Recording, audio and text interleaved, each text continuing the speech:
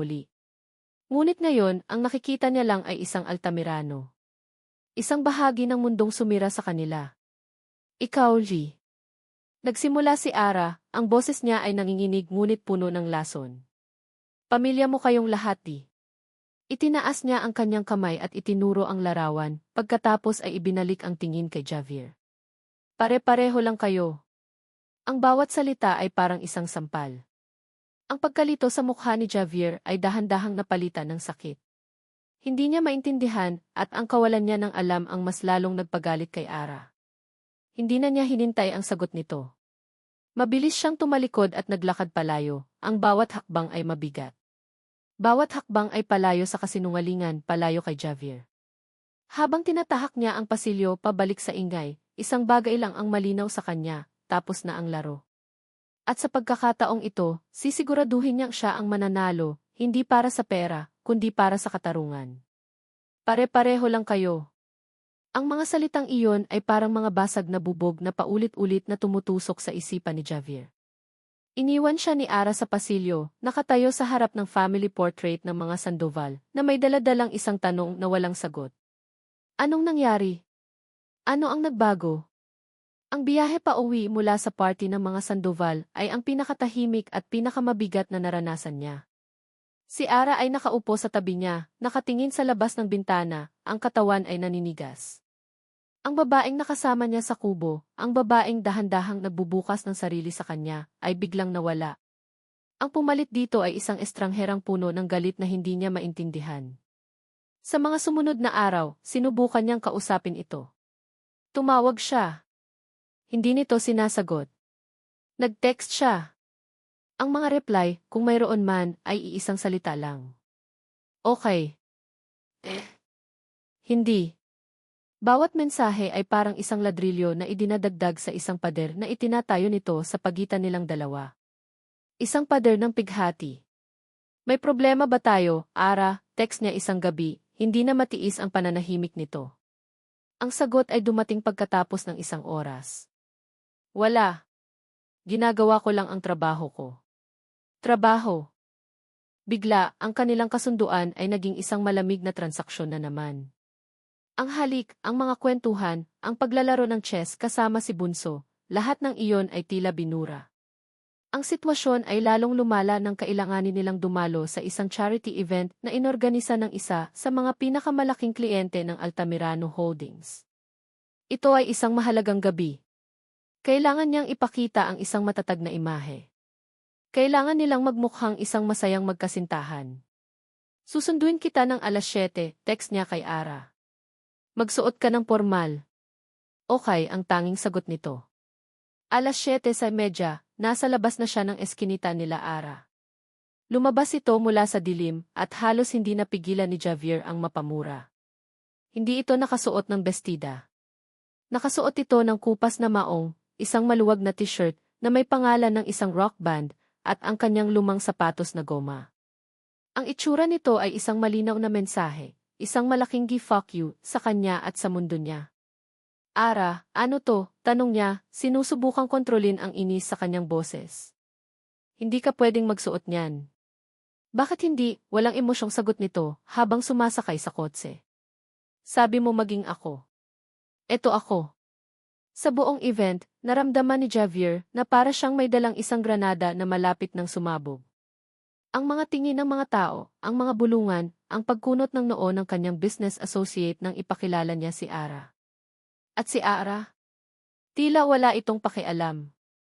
Kumuha ito ng pagkain na parang nasa isang fiesta, kumain gamit ang kamay, at nang kausapin ng isang matandang donya, sumagot ito sa paraang balbal at walang galang.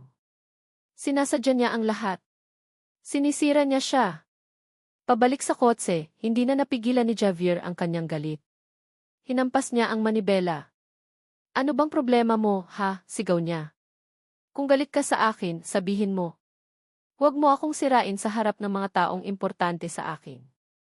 Anong ginawa ko sa'yo, Ara? Sabihin mo. Sa wakas, tumingin ito sa kanya. Ang mga mata nito ay puno ng sakit, ngunit natatabunan ito ng matinding galit. Ginawa. Wala kang ginawa, Javier. At iyon mismo ang problema. Wala kang ginagawa. Nakaupo ka lang dyan sa tore mo, binibilang ang pera mo, habang ang mga taong tulad namin ay nagkakandahirap sa ibaba. Hindi yan totoo. Ano na kinalaman yan sa pagwawala mo ngayong gabi? Hindi mo maiintindihan, sigaw nito pabalik. At hinding-hindi mo maiintindihan. Dahil kayo kasing mga mayayaman, akala ninyo lahat ng bagay ay mababaw lang. Isang laro. Isang kasunduan. Pero para sa amin, buhay at kamatayan ito. Ang mga salita nito ay tumama sa kanya, ngunit hindi niya pa rin maintindihan ang pinanggagalingan. Anong buhay at kamatayan? Anong tour? Ang pag-uusap nila ay parang isang sirang radyo. Kinabukasan sa opisina, gulong-gulo pa rin ang isip ni Javier nang pumasok si Katrina nang walang paalam.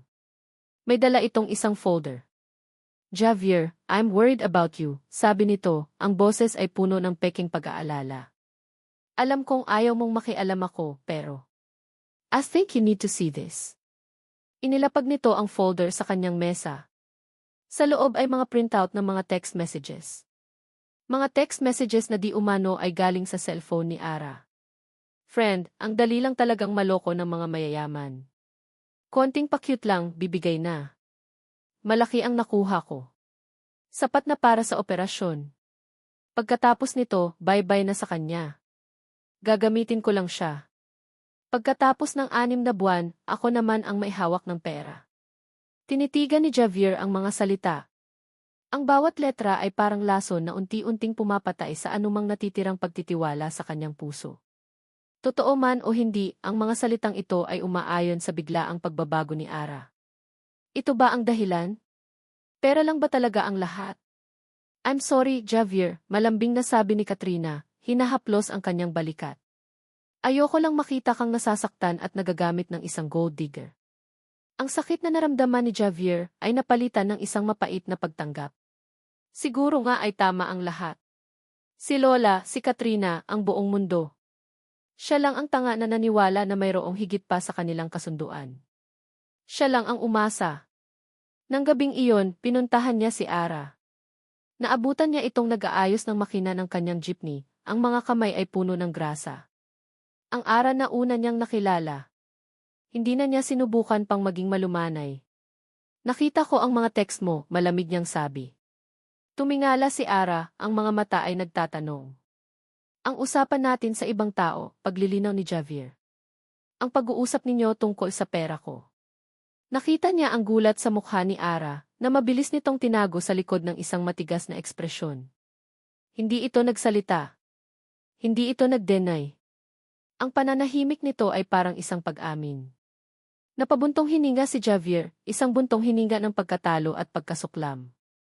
Tinitigan niya ang babae sa harap niya, ang babaeng minsan ay nagbigay sa kanya ng pag-asa. Siguro tama nga si Lola, sabi niya, ang boses ay walang emosyon. Isang pagkakamali ang lahat ng ito. Nakita niya ang bahagyang panginginig ng mga labi ni Ara. Ngunit sa halip na umiyak, isang mapait na ngiti ang sumilay dito. Isang ngiti na puno ng sakit na hindi nito gustong ipakita. Napayuko ito at ipinagpatuloy ang pagkalikot sa makina, na para bang wala siyang sinabi, na para bang hindi siya naroroon. At sa sandaling iyon, alam ni Javier na tuluyan ng gumuho ang tulay sa pagitan nilang dalawa. Isang pagkakamali ang lahat ng ito. Ang mga salita ni Javier ay parang isang pinal na hatol. Tumagos ito sa pader na itinayo ni Ara sa paligid ng kanyang puso at sinaksak siya ng dire-diretso. Ngunit hindi niya ipinakita. Hindi siya iiyak sa harap niya. Hindi niya ibibigay sa kanya ang kasiyahang iyon. Sa halip, yumuko siya at hinigpitan ang isang tornilyo sa makina ng kanyang jeepney. Ang mga kamay ay nanginginig sa ilalim ng dumi at grasa. Hindi siya nagsalita. Hindi niya itinanggi ang paratang tungkol sa mga text message. Para saan pa? Kahit anong sabihin niya, hindi ito maniniwala. Ang salita ng isang hamak na trooper laban sa ebidensyang galing sa isang Sandoval. Sino ang paniniwalaan ng isang Altamirano? Pare-pareho lang sila. Iisa lang ang mundo nila. Narinig niya ang mga yabag ni Javier palayo. Narinig niya ang pagsara ng pinto ng kotse nito at ang tunog ng makinang unti-unting nawawala sa dilim. Nang sigurado na siyang wala na ito, doon lang niya pinakawalan ang isang hikbi na kanina pa niya pinipigilan. Isang butil ng luha ang pumatak sa maruming makina, nililinis ang isang maliit na bahagi nito. Ang sakit ay mas matindi pa kaysa sa inaasahan niya. Hindi dahil sa akusasyon, kundi dahil sa isang maliit, hangal na bahagi ng kanyang puso. Umasa siyang iba si Javier. Umasa siyang makikita nito ang katotohanan. Ngunit mali siya. Isang malaking pagkakamali. Kinabukasan, habang nagmamaneho siya, naramdaman ni Ara ang mga tingin ng mga tao. Ang mga pasahero ay nagbubulungan. Ang mga kapwa niya trooper ay umiiwas sa kanyang tingin. Nang huminto siya para magkape, nakita niya ang dahilan. Sa isang tabloid na nakasampay sa newsstand, naroon ang kanyang mukha. Isang litratong kuha noong gabing sinadya niyang magsuot ng luma sa charity event. Ang headline ay sumisigaw, "Jeepney driver na gold digger, nabisto." Sisi ng Altamirano Holdings, biktima. Pakiramdam ni Ara ay binuhusan siya ng isang baldeng malamig na tubig. Paano? Sino? Ngunit alam na niya ang sagot. Si Katrina. Ang kanyang mundo ay unti-unting gumuho. Ang mga kapitbahay na dati ay nakikipagbiruan sa kanya, ngayon ay tinitingnan siya na maihalong awa at paghuhusga. Ang dating respeto na pinaghirapan niyang buuin bilang isang babaeng trooper ay biglang nawala, napalitan ng isang etiketang hindi niya matanggal, manggagamit. Ngunit ang pinakamasakit na dagok ay hindi pa dumarating. Isang hapon, isang itim na kotse ang huminto sa harap ng kanilang bahay. Hindi ito ang kotse ni Javier. Mula dito ay bumaba ang dalawang lalaking nakasuit. Miss Araceli Santos, tanong ng isa. Ako nga. Pinapatawag po kayo ni Doña Elvira Altamirano. Ang puso ni Ara ay nagsimulang kumabog ng mabilis. Dinala siya sa mansyon ng mga Altamirano. Ngunit hindi sa sala o sa opisina. Sa pagkakataong ito, sa isang malawak na hardin sa likod ng bahay. Doon, nakaupo si Doña Elvira sa isang mesang bakal, umiinom ng tsaa. Sa tabi nito ay si Javier, nakatayo, ang mukha ay parang isang blangkong pader. Maupo ka, Hija, sabi ng matanda, ngunit ang boses nito ay walang bahid ng kabaitan. Sumunod si Ara. Inilapag ni Doña Elvira ang kanyang tasa. Sa tingin ko ay sapat na ang larong ito, simula ng matanda. Nakuha mo na ang gusto mo. Nabulabog mo na ang pamilya namin. Ngayon, oras na para matapos ito. Kumuha ito ng isang checkbook mula sa kanyang mamahaling bag, sabihin mo ang presyo mo. Magkano ang kailangan mo para tuluyan ng mawala sa buhay ng apo ko? Ang bawat salita ay isang insulto. Tumingin si Ara kay Javier, naghahanap ng anumang reaksyon. Isang pagtutol. Isang pagtatanggol. Ngunit wala. Nakatitig lang ito sa malayo, ang mga panga ay nag-igtingan pero hindi nagsasalita. Ang kanyang pananahimik ay mas masakit pa kaysa sa pinakamalupit na salita. Sa sandaling iyon, isang bagay ang nag-snap sa loob ni Ara. Ang sakit ay napalitan ng isang malamig at matinding galit. Tumayo siya. Tinitigan niya si Doña Elvira, pagkatapos ay si Javier. Hindi ninyo mabibili ang lahat, Doña Elvira, sabi ni Ara, ang boses ay kalmado ngunit matigas. At lalong hindi ninyo mabibili ang katahimikan ko. Ngunit bago pa siya tuluyang makatalikod, isang boses pa ang narinig niya. Huwag kang mag-alala, Araceli. Hindi mo na kailangang magpanggap pa. Si Katrina, na lumitaw mula sa kung saan, may isang ngiting tagumpay sa kanyang mga labi. Alam na namin ang lahat. Pati na ang tungkol sa sikreto ng pamilya Altamirano. Lumingon si Ara kay Katrina, naguguluhan. Iyong kasunduan sa pamilya ko, pagpapatuloy ni Katrina, habang nakatingin kay Javier. Hindi lang iyon para sa negosyo. Ito ay para iligtas ang Altamirano Holdings mula sa isang malaking financial scandal na kami lang ang makakatulong na itago. Kaya kahit anong gawin mo, lumingon ito pabalik kay Ara. Sa huli, kailangan pa rin ni Javier ang pamilya ko. Kailangan niya ako. Isang pagtatapat na hindi inaasahan ni Ara. Ang lahat ng kasinungalingan ay nakalatag na ngayon sa kanyang harapan. Si Javier ay hindi lang biktima ng isang arranged marriage. Siya ay kasabwat sa isang mas malaking panloloko. Ginamit siya. Hindi lang para itaboy si Katrina, kundi para bumili ng oras. Tumingin si Ara kay Javier, ang kanyang mga mata ay naghahanap ng pagtanggi. Ngunit ang nakita niya lang sa mukha nito ay isang pag-amin. Ang kanyang pananahimik ay isang malaking. Iyon na ang huling pagkakamali. Ang huling patak na nagpaapaw sa kanyang baso. Inabot ni Doña Elvira ang isang tseke. Tanggapin mo na ito at umalis ka na. Tinitigan ni Ara ang tseke. Dahan-dahan niya itong kinuha. Ang lahat ay nakatingin, inaasahan na itatago niya ito at tatakbo palayo. Ngunit sa halip, sa harap nilang lahat, pinunit niya ito sa gitna. Pagkatapos ay pinunit niya ulit. At ulit. Hanggang sa maging maliliit na piraso na lang ito. Inihagis niya ang mga piraso ng papel sa paanan ni Donna Elvira. Tapos na tayo, Jimmy Altamirano, sabi niya, tinitingnan si Javier ng diretso sa mata, ang boses ay walang bakas ng kahit anong emosyon. Tumalikod siya at naglakad palayo, hindi na lumingon pa. Ang bawat hakbang ay isang paglaya mula sa kanilang maruming mundo. Pag-uwi niya sa kanilang maliit na bahay, pagod na pagod ang kanyang katawan at kaluluwa. Ang tanging gusto niya lang ay ang yakapin si Bunso at kalimutan ang lahat. Ngunit sa ibabaw ng kanilang maliit na mesa, may isang sobrang naghihintay. Galing ito sa ospital. Binuksan niya ito, ang mga kamay ay nanginginig. Isa itong sulat mula sa doktor. Ang kondisyon ni Bunso ay biglang lumala. Kailangan na itong maoperahan sa lalong madaling panahon. Sa ilalim ng sulat ay ang tinatayang halaga ng operasyon. Isang halagang imposible. Isang halagang katumbas ng tsekeng pinunit niya kanina. Napaupo si Ara sa sahig. Ang lakas na ipinakita niya kanina ay biglang naglaho. Napayakap siya sa kanyang mga tuhod at doon, sa katahimikan ng kanyang pag-iisa, tuluyan siyang bumagsak at umiyak. Pakiramdam niya, gumuho na ang buong mundo niya. Ang katahimikan sa mansyon ng mga Altamirano ay nakabibingi. Matapos ang pag-alis ni Ara, isang mabigat na ulap ang tila bumalot sa buong bahay.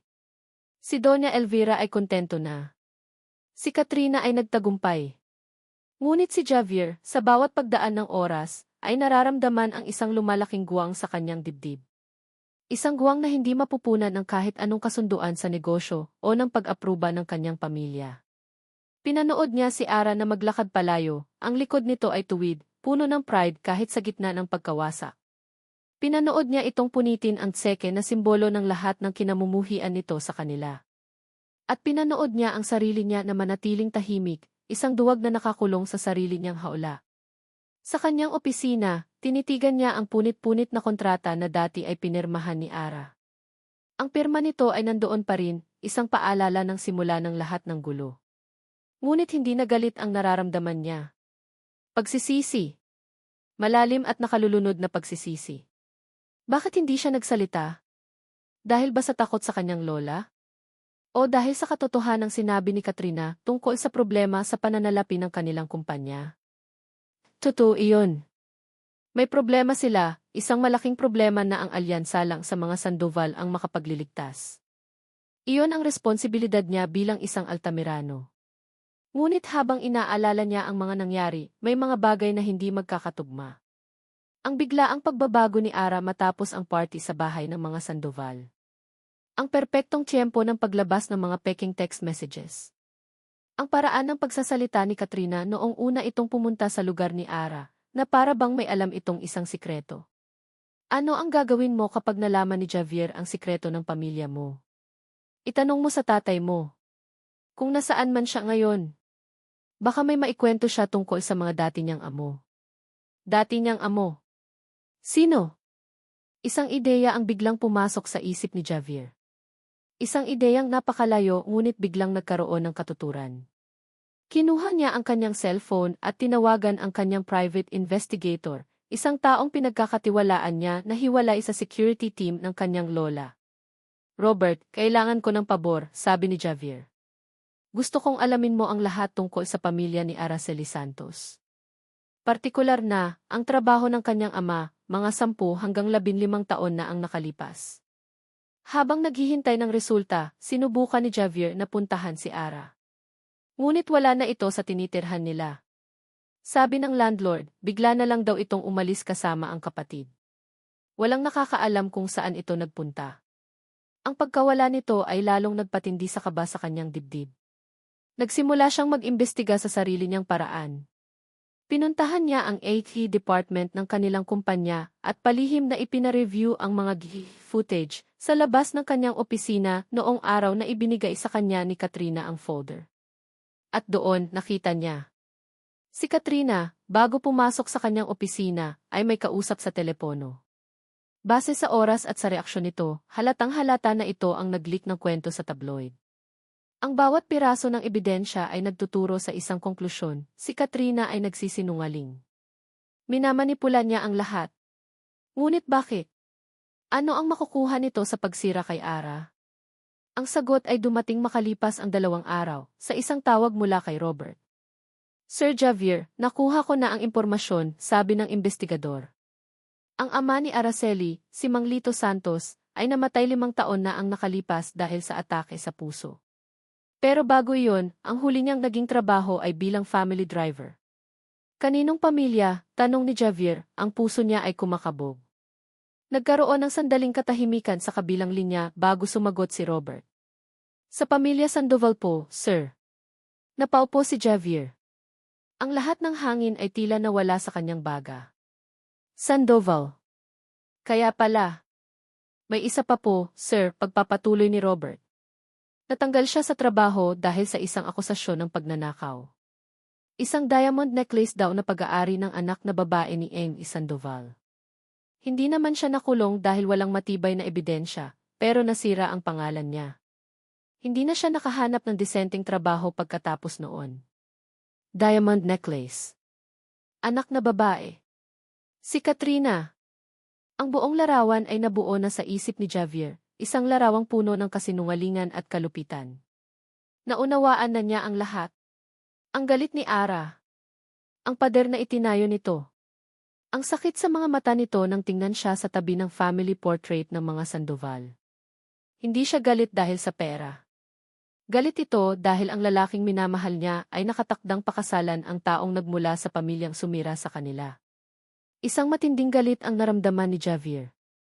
Galit kay Katrina. Galit sa lola niya. At higit sa lahat, galit sa sarili niya dahil sa kanyang karuwagan at katangahan.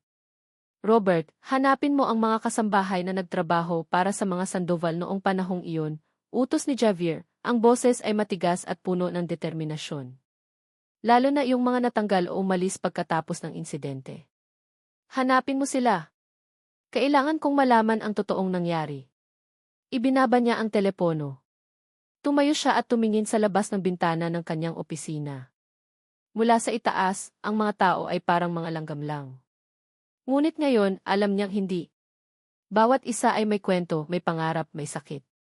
At isa sa kanila ay si Ara, nawawala, nasasaktan at nag-iisa. Hindi na mahalaga ang kumpanya. Hindi na mahalaga ang pera. Ang mahalaga na lang ay ang itama ang isang pagkakamaling matagal nang ibinaon sa limot. Ang mahalaga ay hanapin si Ara at humingi ng tawad. Nang gabing iyon, natunto ng mga tauhan ni Robert ang isang dating hardinero ng mga Sandoval na ngayon ay may maliit ng karinderya sa Laguna. Agad na pinuntahan ito ni Javier. Ang matanda ay una pang natakot, ayaw magsalita. Bayaran ko kayo kahit magkano, sabi ni Javier. Umiling ang matanda. Hindi po tungkol sa pera, sir. Takot lang po ako sa pamilyang yan. Kung gayon, gawin ninyo ito para sa katarungan, pakiusap ni Javier, ibinababa ang kanyang pride. Para kay Mang Lito. Kaibigan ninyo siya, hindi ba? Napabuntong hininga ang matanda. Tumingin ito sa paligid na para bang may nakikinig. Hindi po si Lito ang kumuha ng kwintas, sir, mahinang sabi nito. Ang totoo po niyan, ang batang si Katrina ang nawala nito. Ipinagbawal po kasi siyang lumabas ng bahay noon dahil sa mababang grado, pero tumakas siya para makipaglaro. Sa paglalaro niya, nahulog at nawala ang kwintas. Para hindi siya mapagalitan, itinuro niya ang unang taong nakita niya sa loob ng bahay. At iyon po si Lito. Ang mga salita ng hardinero ay isang pinal na kumpirmasyon. Isang kasinungalingan ng isang bata ang sumira sa buhay ng isang buong pamilya. At ang kasinungalingang iyon ay pinanindigan hanggang sa pagtanda. Nagpasalamat si Javier sa matanda. Habang nagmamaneho siya pabalik ng Maynila, ang kanyang determinasyon ay buo na. Alam na niya ang kailangan niyang gawin. Ngunit bago harapin ang mga Sandoval, kailangan muna niyang harapin ang sarili niyang puso. Kailangan niyang hanapin si Ara. Ang bawat sulok ng pampublikong ospital ay amoy desperasyon. Amoy antiseptiko, amoy sakit, at amoy ng mga panalangin hindi pa natutupad. Ilang araw nang ito ang mundo ni Ara. Ang mga puting pader, ang mahabang pasilyo, ang mga mukha ng ibang pamilyang puno ng pag-aalala, lahat ng ito ay isang malupit na paalala ng kanyang kabiguan. Naibenta na niya ang Ara's Pride. Ang kanyang minanang jeepney, ang simbolo ng kanyang kalayaan at ang tanging bumubuhay sa kanila, ay ipinagbili niya sa halagang mas mababa pa sa nararapat dahil sa kanyang pagmamadali. Ngunit kahit ang perang iyon ay isang patak lang sa dagat ng kanilang pangangailangan. Humiram siya sa mga kaibigan, ngunit kapos din sila. Ang mga loan shark ay isang demonyong hindi niya gustong sayawan. Wala na. Wala na siyang mapagkukunan. Nakatayo siya ngayon sa harap ng maliit na kapilya ng ospital. Hindi siya palasimba, ngunit sa mga sandaling ito, wala na siyang ibang makapitan. Umupo siya sa isang bakanting upuan sa likod, ang bigat ng mundo ay nasa kanyang mga balikat. Doon, sa katahimikan ng kapilya, hinayaan niyang tumulo ang mga luhang kanina pa niya pinipigilan. Umiyak siya hindi lang dahil sa pera, kundi dahil sa pakiramdam ng pag-iisa. Umiyak siya para kay Bunso, para sa kanyang ama, at para sa sarili niyang nasirang puso. Ara! Isang pamilyar na boses ang bumasag sa kanyang pag-iisa. Dahan-dahan niyang itinaas ang kanyang tingin. Si Javier. Nakatayo ito sa may pintuan ng kapilya, suot ang isang simpleng polo shirt at pantalon. Ang kanyang karaniwang aura ng kapangyarihan ay napalitan ng pag-aalala at pagod. Agad na tumayo si Ara, pinunasan ang kanyang mga luha. Ang kanyang kalungkutan ay mabilis na napalitan ng depensa. Anong ginagawa mo dito? Malamig niyang tanong. Sinusundan mo ba ako para pagtawanan? Hindi sumagot si Javier. Sa halip, lumapit ito at inilapag sa tabi niya ang isang maliit na brown paper bag amoy itong mainit na lugaw. Hindi ka pa kumakain, sabi lang nito, ang boses ay mahina. Umupo ito sa kabilang dulo ng upuan, nagbibigay sa kanya ng espasyo, ngunit hindi umaalis. Ang simpleng gesto na iyon ay mas lalong nagpagulo sa isip ni Ara. Inaasahan niya ang pangungutya, ang pag-aalok ng pera na may kasamang panunumbat. Ngunit hindi. Tanging isang paper bag ng lugaw at isang tahimik na presensya. Matagal silang walang imikan. Tanging ang mahinang tunog ng kanilang paghinga ang maririnig. Sa wakas, si Javier ang bumasag sa katahimikan. Nalaman ko na, Ara. Lahat. Tumingin si Ara sa kanya, ang puso niya ay biglang kumabog. Anong-anong ibig mong sabihin? Hindi ito sumagot. Sa halip, kinuha nito ang kanyang cellphone at isang peres ng earphones. Inabot nito sa kanya. Pakinggan mo. Nag-aalangan man, kinuha ito ni Ara. Isinaksak niya ang earphones sa kanyang mga tenga. Pinindot ni Javier ang play. Ang unang narinig niya ay ang boses ng isang matandang lalaki. Hindi po si Lito ang kumuha ng kwintas, sir. Napatigil sa paghinga si Ara. Ang batang si Katrina ang nawala nito.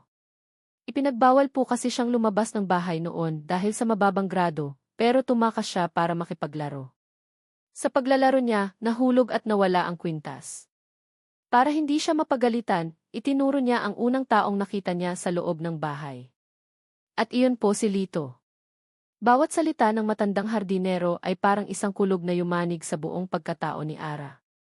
Ang katotohanang matagal na nilang inaasam, ang katarungang ipinagdasal ng kanyang ina bago ito mamatay, ay naririto ngayon, binibigkas ng isang estranghero, sa pamamagitan ng cellphone ng lalaking akala niya ay kaaway.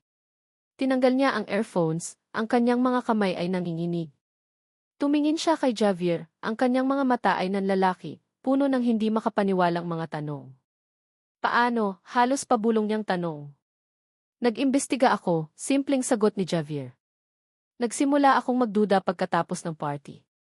Lahat ng ginawa ni Katrina hindi tama. Kaya hinanap ko ang katotohanan. Tinitigan ni Ara ang lalaki sa harap niya. Ang Javier na ito ay iba sa Javier na kilala niya. Wala na ang aroganteng wala na ang duwag na tagasunod ng kanyang lola. Ang kaharap niya ngayon ay isang lalaking nagsikap, hindi gamit ang pera, kundi ang sarili niyang determinasyon, para linisin ang pangalan ng kanyang ama. Ang galit na matagal niyang kinimkim para sa mga Altamirano ay nagsimulang matunaw, napalitan ng isang nakalilitong damdamin ng pasasalamat at paghanga. Bakit, tanong ni Ara, ang boses ay basag. Bakit mo ginawa to? Tumingin si Javier sa kanya, ang mga mata ay puno ng pagsisisi. Dahil duwag ako, Ara. Dahil hinayaan kong saktan ka nila. Dahil noong kailangan mo ako, nanahimik lang ako. At dahil nagsinungaling ako. Hindi lang ang kasal ang dahilan ng kasunduan namin kay Katrina. May problema ang kumpanya at sila ang solusyon. Ginamit kita para bumili ng oras. Patawarin mo ako. Ang pag-amin na iyon, ang vulnerableng pagtatapat na iyon, ang tuluyang gumiba sa natitirang pader sa puso ni Ara. Tumulo na naman ang kanyang mga luha, ngunit sa pagkakataong ito, hindi dahil sa sakit, kundi dahil sa ginhawa. Ang bigat na matagal na niyang pasan ay tila nabawasan. Ang tatay ko, di. Sabi ni Ara, habang pinupunasan ang kanyang mga luha. Namuhay siya at namatay na dala-dala ang kahihiyang iyon. Isang mabuting tao ang tatay ko, Javier.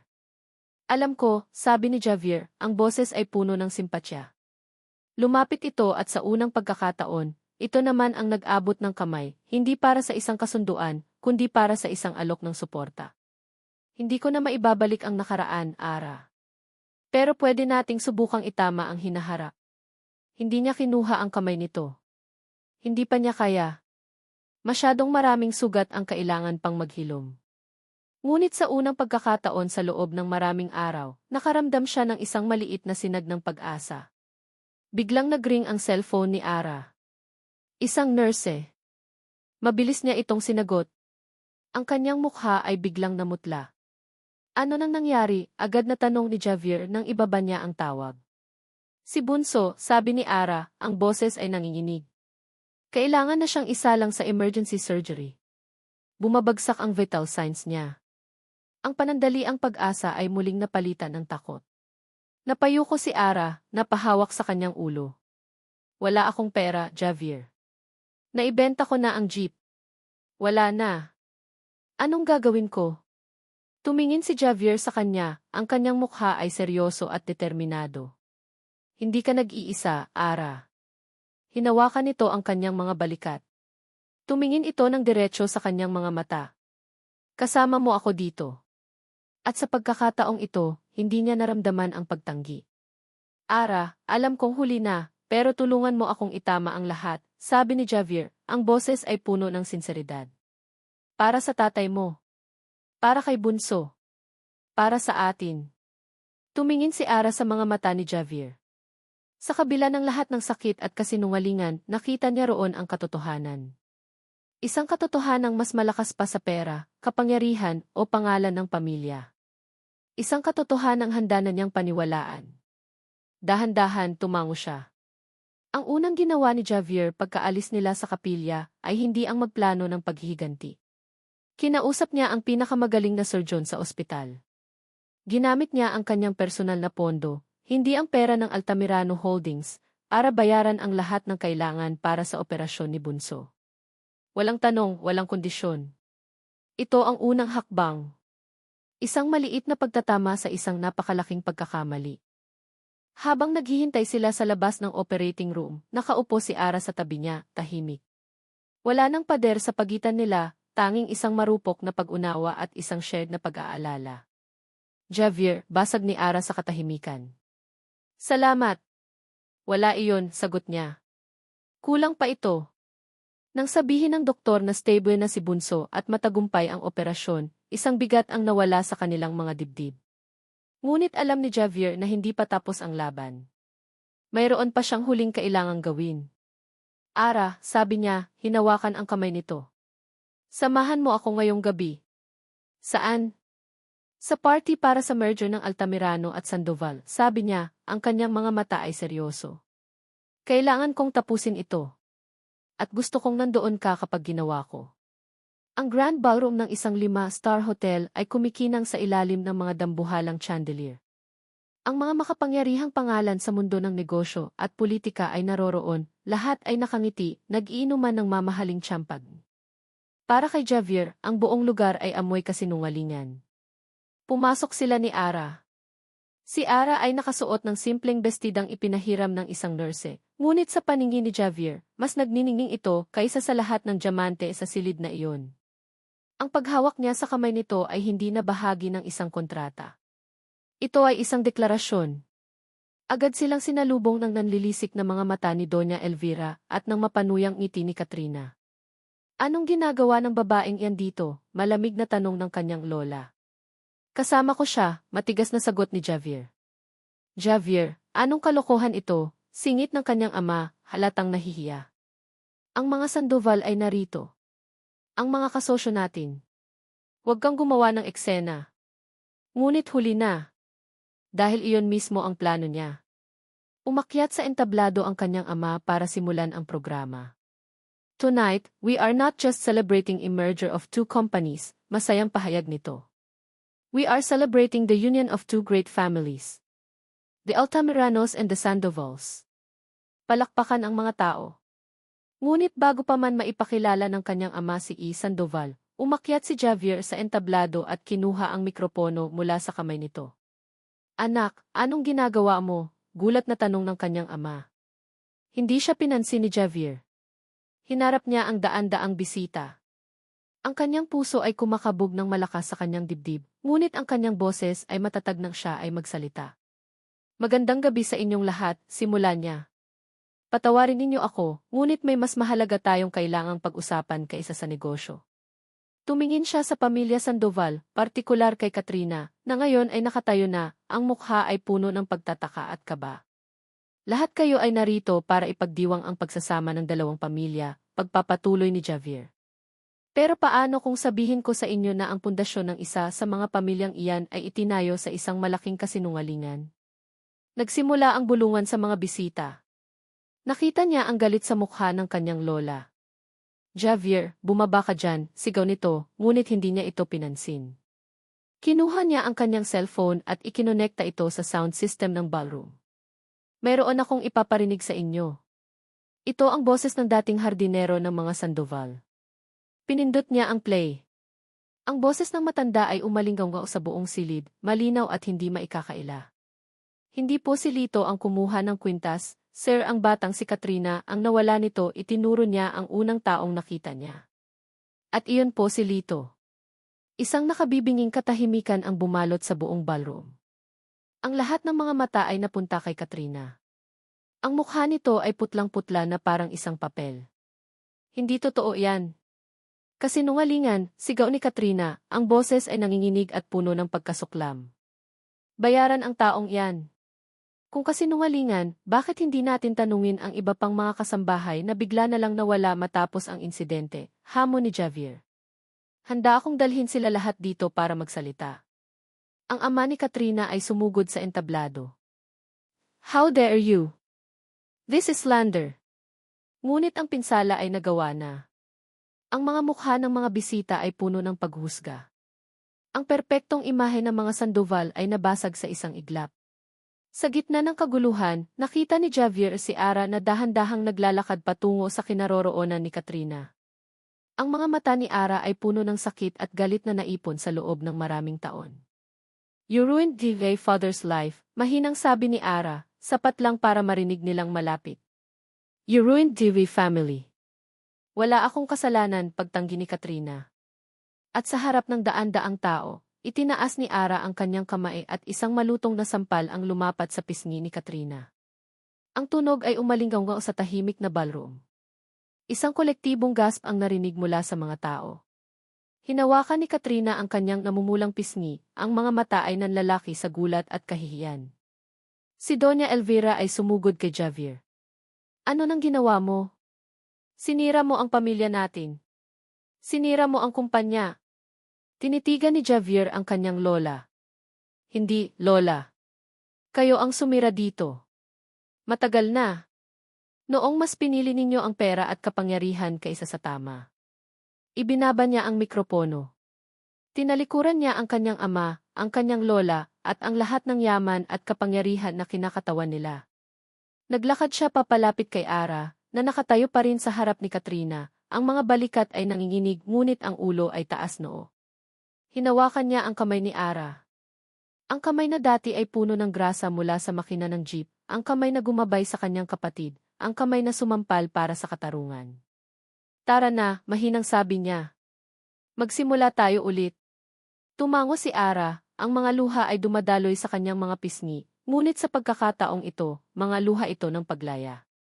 Magkahawak kamay, sabay silang tumalikod sa gulo. Naglakad sila palabas ng ballroom, palayo sa mga kumikinang na ilaw, palayo sa mga basag na pangako at mga sirang reputasyon. Bawat hakbang ay palayo sa isang buhay na binuo sa kasinungalingan at palapit sa isang kinabukasang hindi man sigurado ay totoo. Lumipas ang 6 na buwan. Ang iskandalong yumanig sa mundo ng mga Altamirano at Sandoval ay unti-unti nang humupa, napalitan ng mga bagong tsismis sa lipunan. Bumagsak ang merger. Ang Altamirano Holdings, sa ilalim ng pamumuno ng ama ni Javier, ay nagpupumilit na makabangon. Si Doña Elvira ay nagkulong sa kanyang mansyon. At si Katrina at ang kanyang pamilya ay nagbakasyon sa ibang bansa para takasan ang kahihiyan. Ngunit sa isang maliit na apartment malapit sa Quiapo, ang buhay ay payapa. Aras Hui.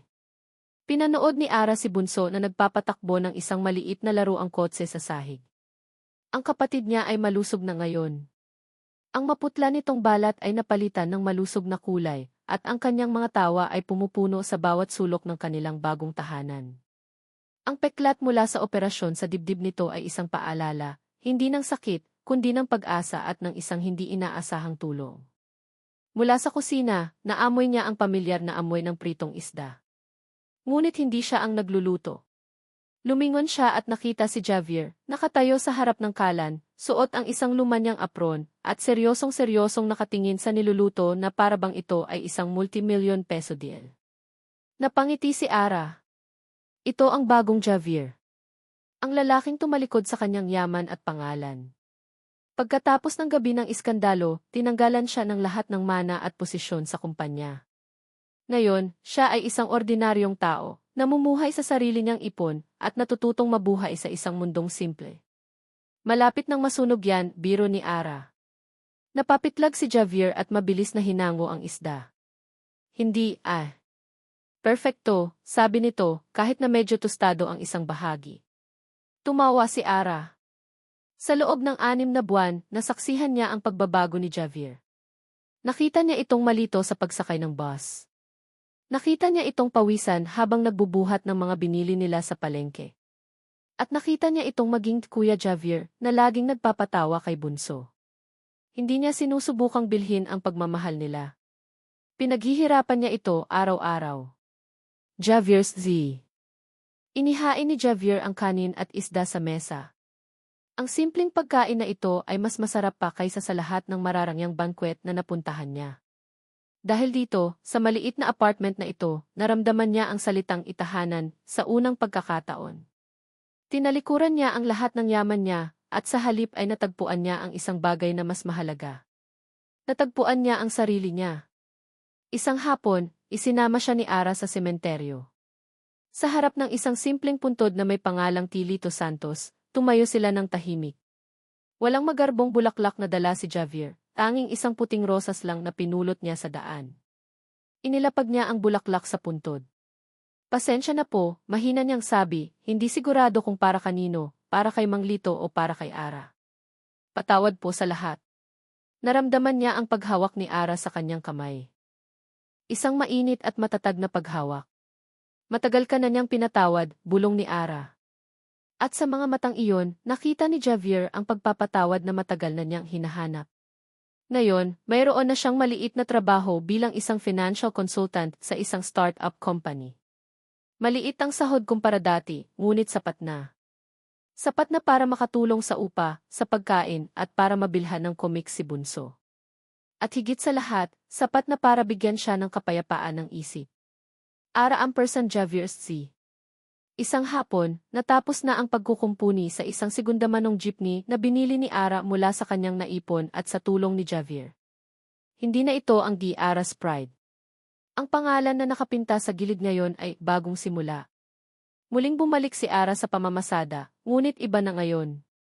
Ang pagmamaneho ay hindi na isang bigat, kundi isang kagalakan. Baklaran, Quiapo. Dalawa na lang, aalis na, sigaw ng kanyang konduktor. Lumingon si Ara sa kanyang kanan at napangiti. Ang kanyang konduktor ay si Javier, suot ang isang simpleng t-shirt, nakasabit ang kanyang maliit na bag, at sumisigaw na parang isang tunay na barker. Hoy, yung bayad ninyo, sabi ni Javier sa mga pasahero, sabay kindat kay Ara. Habang tumatakbo ang jeepney sa ilalim ng papalubog na araw sa Maynila, ang hangin na dumadampi sa kanilang mga mukha ay parang isang bagong pag-asa. Napuno na ang jeep. Umupo si Javier sa tabi ni Ara sa unahan. Hinawakan nito ang kanyang kamay na nakapatong sa manibela. Masaya ka ba? Tanong ni Javier. Tumingin si Ara sa kanya, sa lalaking tumawid ng mundo para sa kanya. Ngumiti siya, isang ngiting totoo at nagmumula sa puso. Sagot niya. Ikaw? Sobra, sabi ni Javier at hinigpitan ang hawak sa kanyang kamay. Isang matandang pasahero sa likuran ang sumilip sa kanila. Boy, kayo na ba? Tanong nito, nakangiti. Nagkatinginan sina Ara at Javier. Hindi sila sumagot. Sa halip, sabay silang tumawa. Isang tawang malaya, masaya at puno ng pagmamahal. Hindi na nila kailangan ng mga salita o ng isang kontrata para ipaliwanag kung ano sila. Ang jeepney ay patuloy na tumakbo, palayo sa dapit hapon, patungo sa isang bagong simula na sila mismo ang humubog. At dito nagtatapos ang kwento ni Ara at Javier. Isang taos pusong pasasalamat sa inyong lahat, aming mga minamahal na tagapakinig, sa pagsama sa amin sa bawat kabanata ng kanilang paglalakbay. Mula sa alikabok ng kalsada ng Quiapo hanggang sa kumikinang ng mga pasilyo ng mundo ng mga mayayaman, naging karamay namin kayo sa bawat tawa, luha, at tibok ng kanilang mga puso. Habang isinusulat ko ang kwentong ito, naramdaman ko ang bawat sakit at tagumpay ni Ara at Javier. Nais kong lumikha ng isang salamin na nagpapakita na ang tunay na pag-ibig ay hindi nasusukat sa yaman o katayuan sa buhay. Ito ay nasusukat sa tapang na ipaglaban ang tama, sa pagpapakumbabang aminin ang pagkakamali, at sa kakayahang magpatawad, hindi lang sa iba, kundi pati na rin sa ating mga sarili. Ang kwento ni Ara at Javier ay isang paalala na sa gitna ng pinakamadilim na pagsubok, laging mailiwanag ng pag-asa. Ito ay isang paalala na ang pinakamahalagang kayamanan ay hindi ang perang ating hawak, kundi ang mga pusong ating nahahawakan. Sana'y may naiwan na aral at inspirasyon sa inyo ang kanilang pag-ibigan. At ngayon, nais naming marinig ang inyong saloobin. Anong bahagi ng kanilang kwento ang pinakatumatak sa inyo? Ibahagi ang inyong mga komento sa ibaba. Hanggang sa susunod na kwento, maraming salamat po.